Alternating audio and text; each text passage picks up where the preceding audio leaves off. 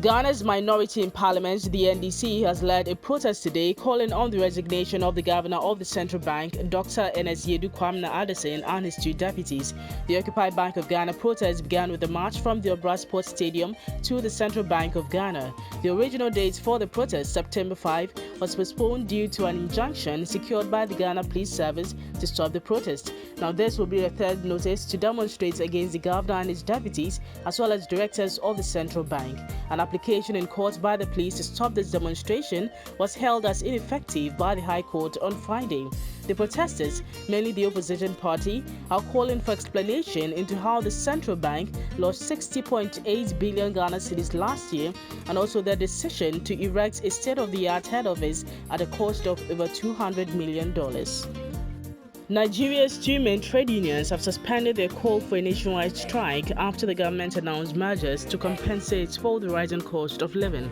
The strike has been suspended for the next 30 days after discussions between the government and the two unions, the Nigeria Labour Congress and the Trade Union Congress. In the outcome of the discussions, Nigerian President Ahmed Tinubu announced a temporary increase in the minimum wage for the lowest paid workers and cheaper public transport to cushion the public. Following talks with the unions, the government proposed a package of measures, including a pay rise of 35,000 naira per month for 6 months for federal employees and 25,000 naira for the least qualified workers. Tunisia's President Kais Saied said on Monday that his country was refusing to accept the funds allocated by the European Union to Tunisia, which he described as charity and whose amount would run counter to the agreement concluded in July between the two parties. In a press release from the presidency, it says Tunisia does not accept anything resembling charity or favor because their country and people do not want sympathy and do not accept it when it is without respect. He explained that the refusal was not because of the amount, which is barely half the agreed 105 million euros, but because the proposal goes against the agreement signed.